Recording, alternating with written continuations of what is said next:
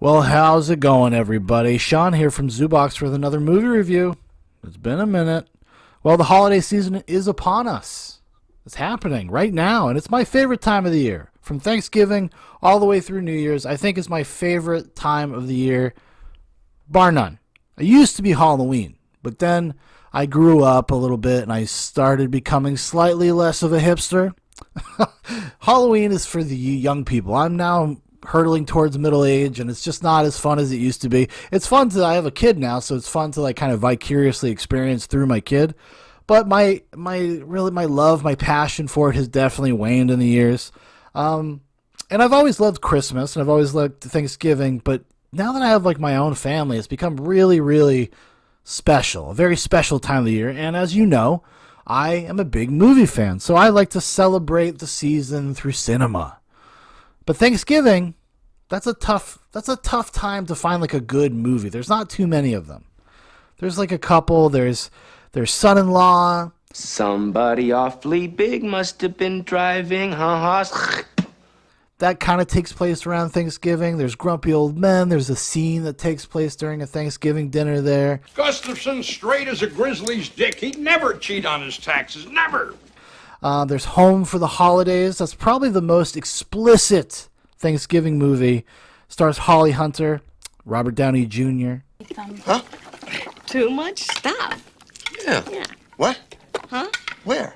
Everywhere. We carry around all this excess baggage. Exactly. What the hell's wrong with this guy? If you've ever seen it. That's probably the most explicit like Thanksgiving movie outside of the movie we're going to be talking about today, and that's 1987's Planes, Trains, and Automobiles. Steve Martin and John Candy just met. Flintstones, meet the Flintstones. They have nothing in common, except the next 72 hours. Stick with me. Do you feel this vehicle is safe for highway travel? Yes, I do. Steve Martin, Where's your other hand? John Candy, Between two pillows. Planes, Trains, and Automobiles. Those aren't pillows.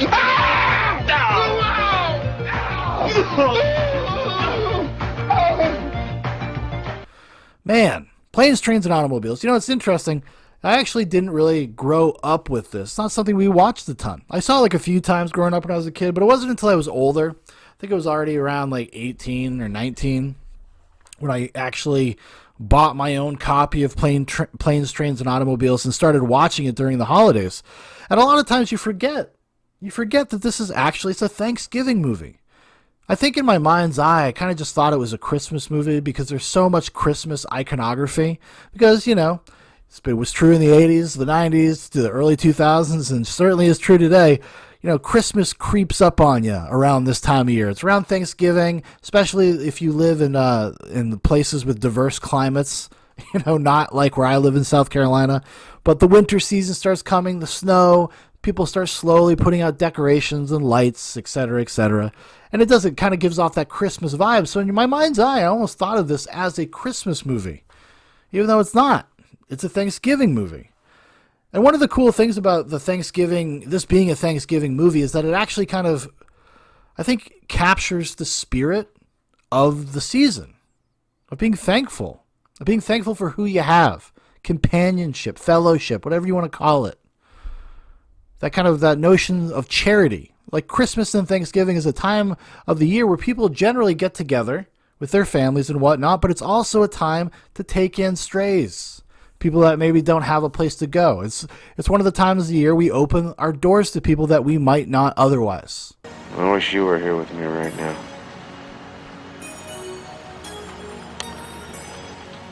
But I guess that's not gonna happen. Not now, anyway. What did I do to get hooked up with this guy? Case in point, Steve Martin and John Candy's character, Neil Page and Del Griffith. One of the great kind of comic duos of all times, the great buddy-esque comedy movies. It's a travel film. It's a buddy film. It encapsulates so much about that time period. So many great things. And it's just a murderer's row of everything. Every single scene has like an iconic moment. And you can still feel that, like when you watch it today. Like I watched it a couple nights ago, and I was just howling. It had been a few years since I watched Planes, Trains, and Automobiles, and now I think I'm putting it back in my permanent Thanksgiving movie rotation, because it's kind of like I said, it's kind of like the only real legitimate Thanksgiving film, I suppose, other than maybe Home for the Holidays, like I said. But that movie's kind of boring. It's like a dramedy, and it's not as funny as it thinks it is. And but it's got everything. It's got a sense of earnestness and heart, and a mean streak that also runs through it. I know this is your cab, but I'm desperately late for a plane, and I was wondering if I could appeal to your good nature and ask you to let me have it. I don't have a good nature. Excuse me. Come on! Could I offer you $10 for it? Huh. 20. I'll give you $20 for it. I'd say 50. All right. Anyone who'd pay $50 for a cab certainly pay $75. Not necessarily. All right, 75. You're a thief. Close. I'm an attorney. Have a happy holiday. This will help.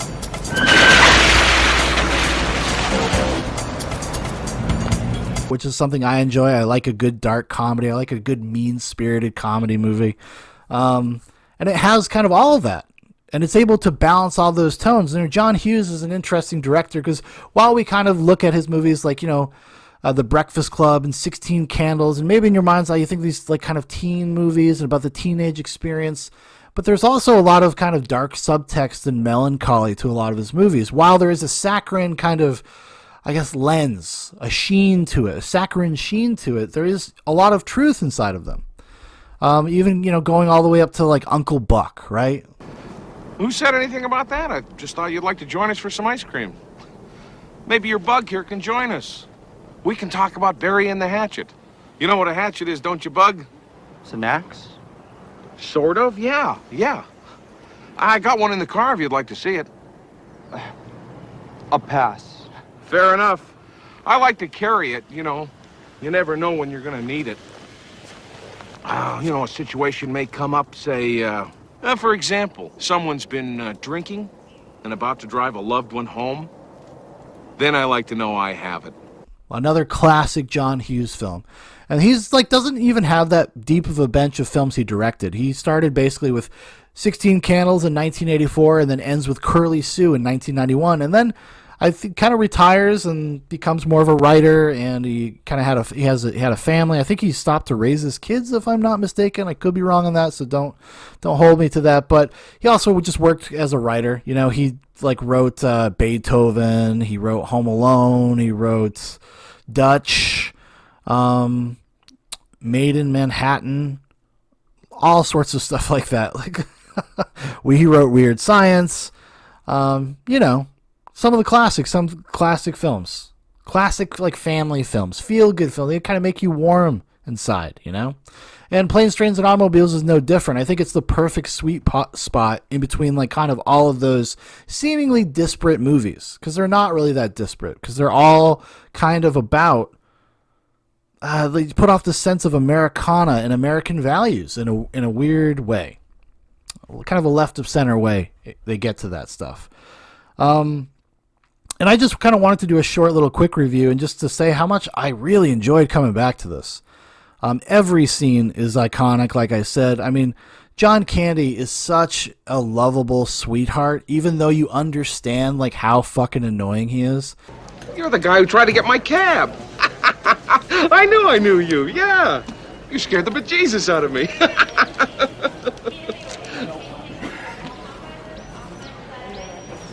Come to think of it was awful easy to get a cab during rush hour. Forget it. Oh, I can't forget it. I am sorry. I had no idea that was your cab. Let me make it up to you somehow, huh, please? How about a nice hot dog and a beer? No thanks. Just a hot dog, then. I'm kind of picky about what I eat. Some coffee. No. Milk? No. Soda? No. Some tea? No. Lifesavers? No. Slurpee? Sir, please. Just let me know. I'm here. I knew you. That's the thing about that makes the movie work, because there would be something that you could suggest is like very contrived about the episodic scene by scene nature. There's like every scene has like a comedic set piece, and that could wear on you a little bit.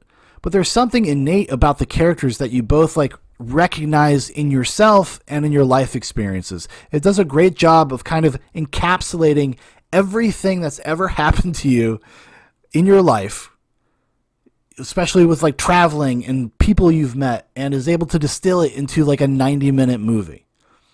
And it's a blast. And it's because of Steve Martin and John Candy that it works as well as it does. Like, you have different people in these roles. The movie just kind of doesn't work. I think it would completely fall on its face.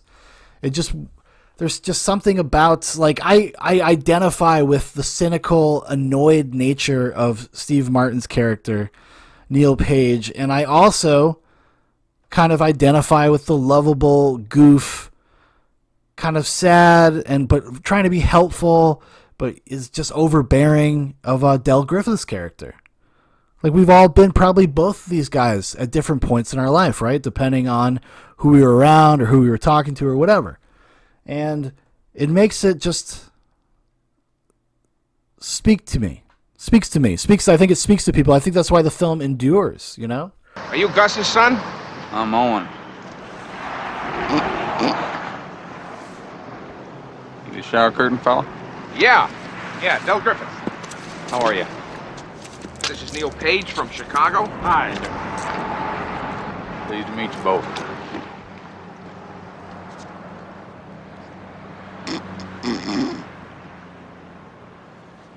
I'm to drive you to Wichita to catch a train? Yeah, we'd appreciate it. Train don't run out of Wichita. Unless you're a hog or a cattle. People train runs out of Stubbville. That'll be fine. That'll be just fine. Now, leave it be. Get your lazy behind out here and put that trunk up in the back. Oh, no, we've got it. It's very heavy. She don't mind. She's short and skinny, but she's strong. Her first baby come out sideways. She didn't scream or nothing.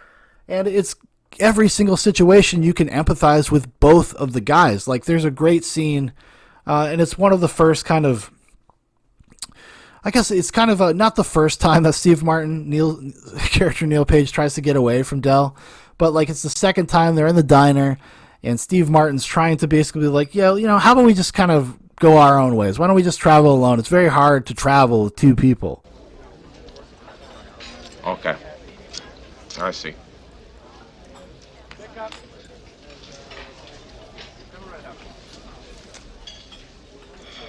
I think I'm just gonna take care of this, and I think I'm gonna get going. I appreciate that. Yeah, that's fine. That's It's just harder for two people to Yeah. travel, you know? Yeah, sure it is. And if you got reservations? Yeah, I know what you're saying. Thanks for the mail. Yeah, okay, that's all right. And I think I arranged some of this to. No. Take this. Del, I No, told this you is I your do cut, not, all right? not This is feel your like half taking of your it. money, Del. Take the money, buy your No, kids a no, you chocolate get your turkey or kids something something. like that. You I take don't want it. the money, okay? I'm just gonna leave That's it for you. I got there. enough I'm for just my gonna leave kids. it there. Then leave it. If you want to leave it, fine. That's okay. I'm done, okay? I've got to get going now, so if you'll excuse me. And John Candy is all clearly offended. Del's offended, but he doesn't want to make a big deal about it. He's like, yeah, okay, you're right. And he just tries to hold his dignity to get together and walk out of the diner. That's a scene where you literally understand both characters. Even the first big blow up that Steve Martin has at John Candy when they're in the first hotel, and John Candy's just insufferable, just annoying travel companion, right? He's impossible to bear.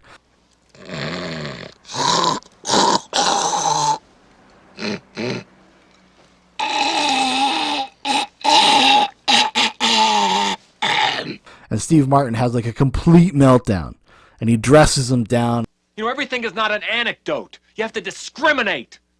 You choose things that are funny or mildly amusing or interesting. You're a miracle. Your stories have none of that. They're not even amusing accidentally.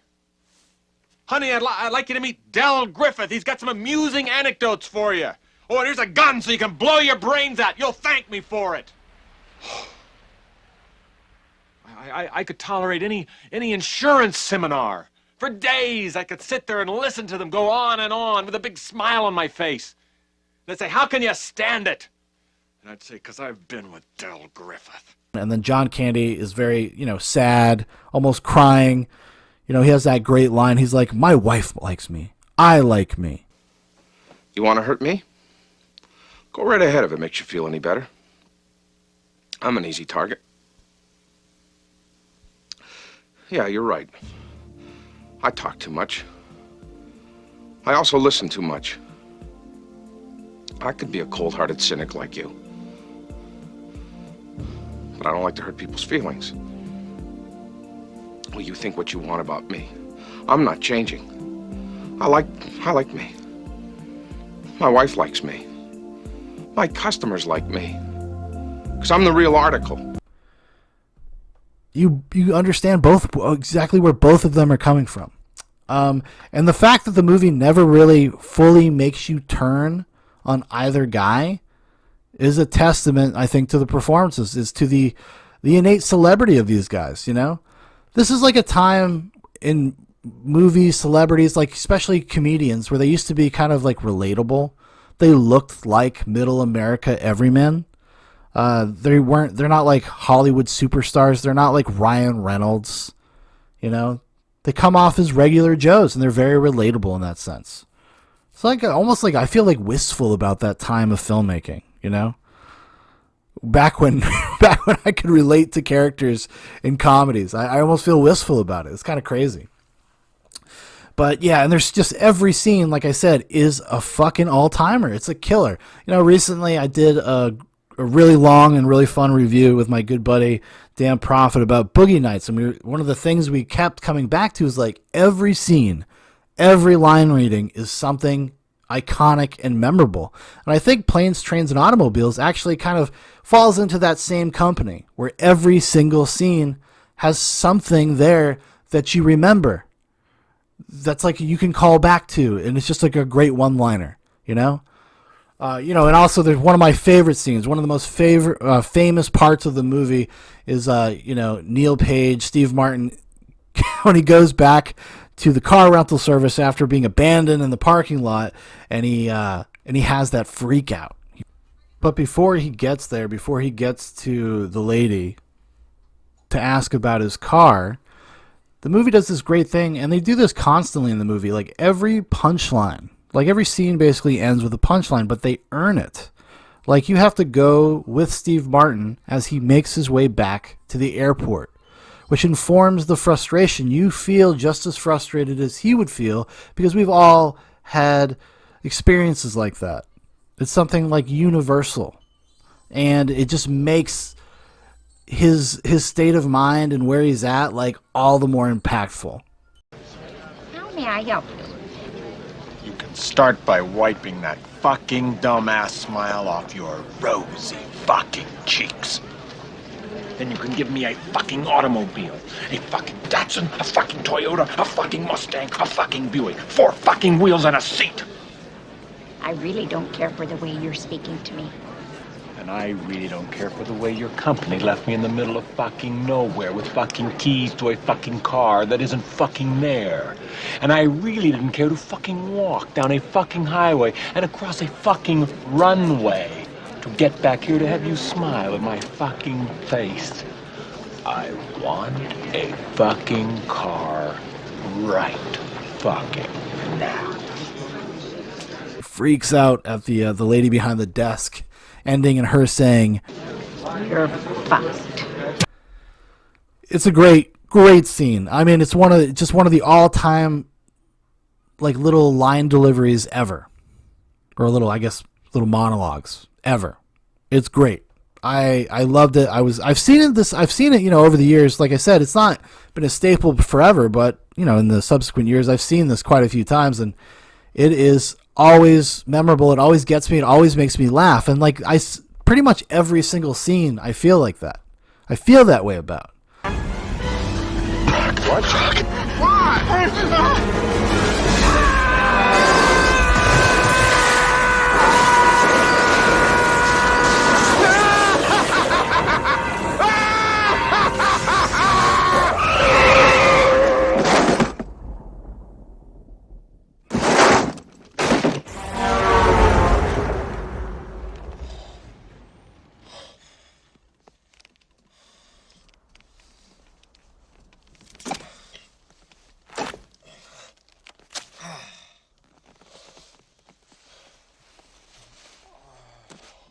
Another thing that I really enjoyed on this this revisit was the score itself. It's got one of those quintessential like 80s synth pop hip hop scores, and it's so anachronistic, but like it really takes you to a place. It really puts you in a place in time, and every single time it would be brought up in the mix, I would just start kind of laughing.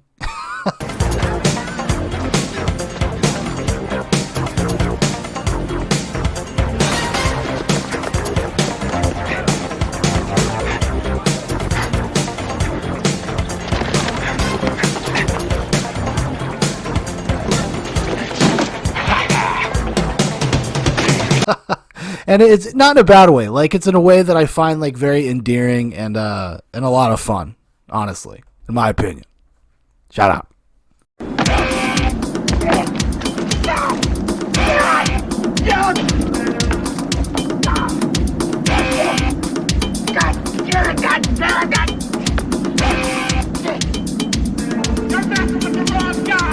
But yeah, I guess, I mean, I don't want to go on and on about it. I just kind of want to do a quick little video here. But if you haven't, make some time, maybe today or tomorrow, and check out Planes, Trains, and Automobiles. Give it a revisit. It is well worth your time. It's something I would say, even though it's there's a little bit of a crassness to it, but I do think you could probably watch it with your family. Outside of maybe, some swearing, you could watch it. You could bring the kids together and just be like, I don't know, fucking earmuffs. Earmuffs, kiddo. Because it's worth it. I watched it, a few times growing up. I'm fine. I'm a pretty normal, well-adjusted person. A little bit. But yeah, definitely go check out Planes, Trains, and Automobiles. And have a happy Thanksgiving, everybody, from Zoobox to you. Enjoy that turkey or whatever you're going to eat, and eat a piece of pie for me. Oh, my God, I love pie. I love it so much. Happy Thanksgiving, everybody.